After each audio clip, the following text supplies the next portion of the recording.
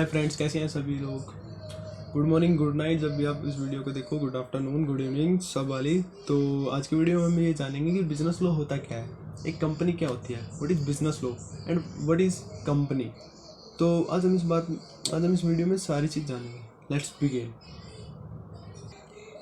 यार business law में है ना, बिजनेस लॉ में सारे ज़्यादातर वो लोग आ जाते हैं जो भी बिजनेस से रिलेटेड है, क्योंकि नाम ही बिजनेस लॉ होगा ना।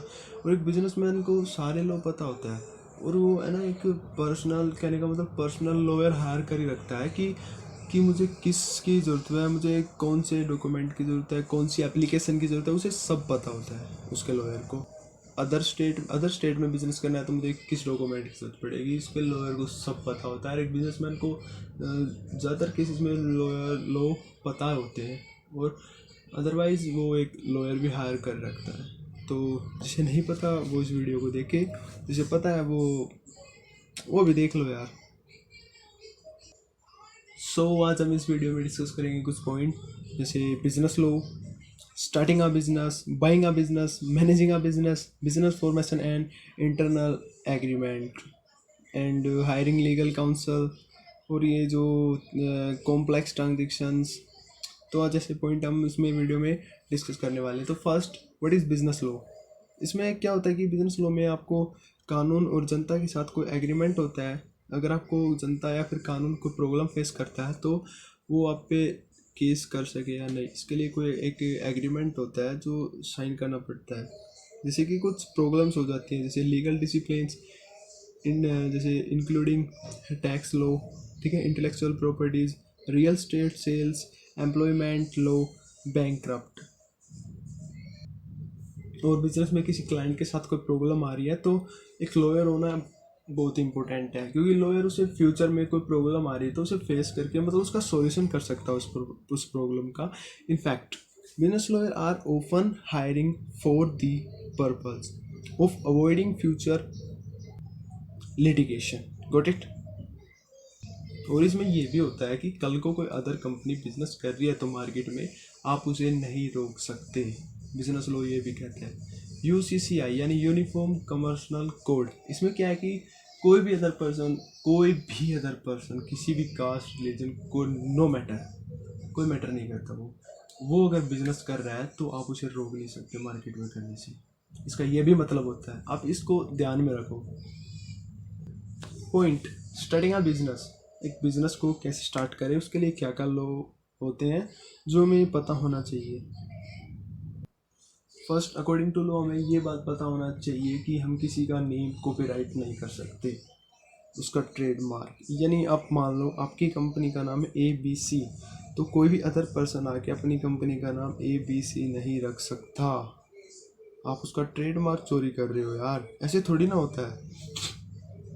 ये intellectual properties law, patents, copyright and trademark are part of intellectual properties law. यानी इंटेलेक्चुअल प्रॉपर्टीज़ क्या होती है कि जैसे आपका कोई फिजिकली, मान लो आपकी कोई प्रॉपर्टी है, जैसे आपका घर है, कल को कोई आप पे कह रहा है कि ये मेरा घर है, आपको घर को कब्जा कर रहा है, तो ऐसा नहीं हो सकता, उस पर केस फाइल होगी।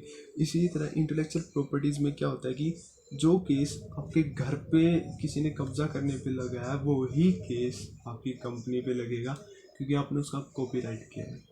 हाँ, कॉपीराइट आप कर सकते हो अगर वो परमिशन देता है तो कॉपीराइट्स की। अगर वो आपको अधिकार दे रहा है, हाँ भाई तू स्टार्ट कर, तो आप कर सकते हो।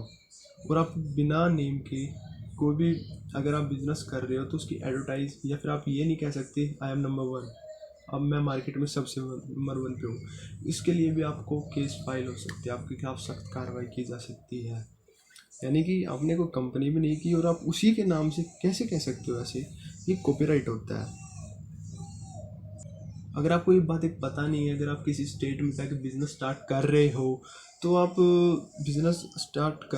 स्टेट में जो ROC के पास जाओ, यानी रजिस्ट्रेशन ऑफ कंपनी, वो आपको बताएंगे कि इस नाम की कंपनी एग्जिस्ट करती है या नहीं करती।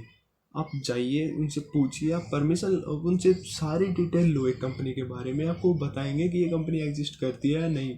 अगर वो आपको सारी डिटेल देंगे यार, देन आप बिजनेस स्टार्ट कर सकते हो स्टेट में। अब आते हैं हम अगले पॉइंट पे, बाइंग अ बिजनेस। अगर आप कोई बिजनेस बाई कर रहे हो तो बिजनेस बाई करने से पहले हमें टूल्स होने चाहिए हमारे पास। यू मीन हमें नॉलेज होनी चाहिए, हम उस बिज़नेस को आगे रन कर पाएंगे या नहीं कर पाएंगे। हमारे पास एम्प्लॉयज़ है, हमारे पास लैंड है, हमारे पास पैसे हैं, मतलब हमारे पास टूल्स होने चाहिए ना, हमें पता होना चाहिए, उससे रिलेटेड कुछ एक्सपीरियंस या नॉलेज होनी ज़रूरी है यार बिजनेस से। आप ऐसे थोड़ी ना किसी को बिज़नेस को हायर कर सकते हो, आप उसे मार्केट रेट दे रहे हो या नहीं दे रहे। और उससे पहले आपको क्या करना पड़ेगा, एक बिजनेस बाइंग करने से पहले paper work are very important यार, ये बहुत ज़्यादा इंपॉर्टेंट। अगर आप पेपर वर्क पेंडिंग छोड़ते हो तो भी आप पे फाइन हो सकता है केस। और आपने कोई कंपनी बाई कर ली तो क्या होता है कि एम्प्लॉयमेंट एग्रीमेंट उसका होना ज़रूरी है। टर्म्स एंड कंडीशन पहले से ही तैयार कर ले कि कैसे मुझे हायर करना है, कैसे फायर करना है। एम्प्लॉय का क्या एग्रीमेंट होता है, क्या कंडीशंस होती है, आप इसे ज़रूर आप डिटेल में आप इसे बैलेंस करें। ये एक बिज़नेस अगर बाई कर रहे हो तो उससे पहले आपको ये सब बातें पता होनी चाहिए कि मुझे कोई प्रॉब्लम आगे फ्यूचर में फेस ना करनी पड़े। इसके लिए आप एक लॉयर भी हायर कर सकते हो जो कि आपको फ्यूचर में होने वाली प्रॉब्लम से बचा सकता है। नेक्स्ट पॉइंट है मैनेजिंग अ बिजनेस। हम बिजनेस को, इसमें क्या होता है कि हम बिजनेस को अच्छे से मैनेज कर पा रहे हैं। हमें ये पता है कि मतलब एम्प्लॉय आ रहे हैं और जा रहे हैं, हमसे हायर और फायर कर रहे हैं, इसके लिए क्या डॉक्यूमेंट होता है, क्या कंडीशन है कंपनी को, कंपनी कैसे हायर करती है, कंपनी कैसे फायर करती है, इसकी आपको सारी कंडीशन आपको करनी पड़ती है। और इसमें क्या होता है कि आप किसी भी एम्प्लॉय के साथ भेदभाव नहीं कर सकते, ज़रूर नहीं कर सकते। और आपको मैनेज ये भी करना आना चाहिए, अगर मैंने लीज पे कोई प्रॉपर्टी ली है, मैं उसे रेंट पे कर रहा हूँ, तो मुझे प्रॉफिट हो रहा है लॉस हो रहा है, हमें ये भी मैनेज करना आना चाहिए। अपनी पूरी बैलेंस शीट मैनेज करनी आनी चाहिए। हमें अपनी कंपनी में लॉस और प्रॉफिट का पता होना चाहिए यार, हमें कितना प्रॉफिट हो रहा है, कितना लॉस हो रहा है। और प्रॉफिट और कैश उन दोनों में काफ़ी डिफरेंट है। प्रॉफिट अलग है और कैश अलग है। प्रॉफिट तो कंपनी को हो रहा है लेकिन कैश नहीं आ रहा आपकी जेब में, तो ऐसे प्रॉफिट का भी क्या करना। इसलिए उधार कम एंड स्टार्ट करो, प्रॉफिट और कैश मैनेज करो अच्छी से। अगर आप भेदभाव करते हो तो इसके लिए एक है ना फेडरेबल एजेंसी, उसके अंडर आता है इस काम, आपको अच्छे से बता देंगे। और जो नेक्स्ट पॉइंट है वो है business formation and internal agreement. अगर आप नई कंपनी स्टार्ट कर रहे हो तो आपको ये पता होना चाहिए व्हाट इज कंपनी क्या है यार। व्हाट इज कंपनी बताओ, कुछ नहीं। Company is an artificial person having a separate legal unity, spiritual succession and a common seal. Yes, तो हम बात करते हैं artificial person. Company law, according to law एक आर्टिफिशियल पर्सन है, यानी उसके हाथ मुंह नहीं है, देन वो एक पर्सन है। अगर कोई भी केस होता है, जैसे प्राइवेट लिमिटेड कंपनी है, तो कोई भी केस होता है कुछ भी, तो कंपनी या जो कंपनी का ओनर है उस पर नहीं, वो कंपनी पे होगा, क्योंकि अकॉर्डिंग टू लॉ कंपनी एक थर्ड पर्सन है, इसलिए यहाँ पे company is an artificial person. And next separate legal. ये इसमें सेपरेट लीगल क्या होता है कि अगर आपको कंपनी अपने नाम पर, यानी अपने नेम पर वो किसी प्रॉपर्टी को अपने नाम पर रजिस्टर करा सकती है, वो कहीं भी प्रॉपर्टी ले सकती है, एग्रीमेंट कुछ भी डील साइन कर सकती है, कुछ भी डील कर सकती है, आप रोक नहीं सकते। कंपनी अपने दम पे कर सकती है, कहने का मतलब ये।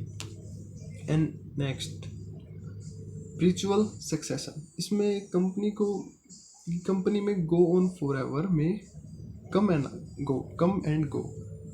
हाँ जी, company go on for ever members, यानी कंपनी आज है और कल भी रहेगी, बस जो ओनर्स हैं वो चेंज होते रहेंगे। जैसे रिलायंस, धीरू भाई अम्बानी, फिर उसके बाद ओन करी उन्होंने मुकेश अम्बानी, अनिल अम्बानी, देन फिर उसके बच्चे।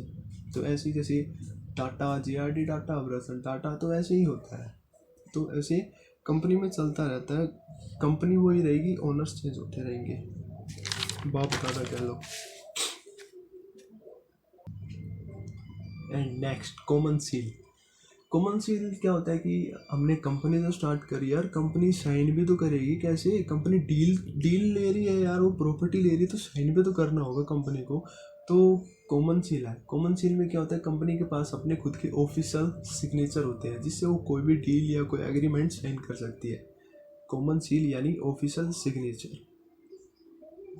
तो नेगेटिव कॉम्प्लेक्स ट्रांजेक्शन्स होती है, इसमें क्या होता है, कमर्शियल ट्रांजेक्शन्स होती है। जैसे मान लो कुछ आपको करनी होती है और जो अदर आर नॉट इम्पोर्टेंट, जैसे internet commercial are and securities regulations, evolving areas. इसके लिए आपको क्या है कि इन हाउस या लॉयर की ज़रूरत पड़ती है और आप एक लॉयर हायर कर सकते हो। इसके लिए आपको डील के लिए लॉयर की ज़रूरत पड़ेगी यार, क्योंकि गिने चुने काम ही तो जो आप कर सकते हो, ज़्यादातर लॉयर या फिर इन हाउस के उसमें आते हैं, उसे करना होता है। And next, hiring legal counsel. इस पॉइंट को समझिए। इसमें क्या है कि कोई भी नई कंपनी आ रही है या फिर कोई भी पुरानी कंपनी या फिर आज ही अपनी कोई कंपनी फॉर्म की रही है, तो इसमें जो आप उसे सेल और बाय कर रहे हो उससे जुड़ी आप कोई भी प्रॉब्लम फेस कर रहे हो, तो इसके लिए हमें एक बिजनेस या फिर एक बिजनेस लॉयर को हायर करना होता है। अपना आज ही शेड्यूल बनाए किसी भी बिजनेस फर्म के साथ, ठीक है ना। तो ये पॉइंट ज़रूरी है। एंड थैंक्स फॉर वीडियो, या फिर कह लो थैंक्स फॉर वॉचिंग।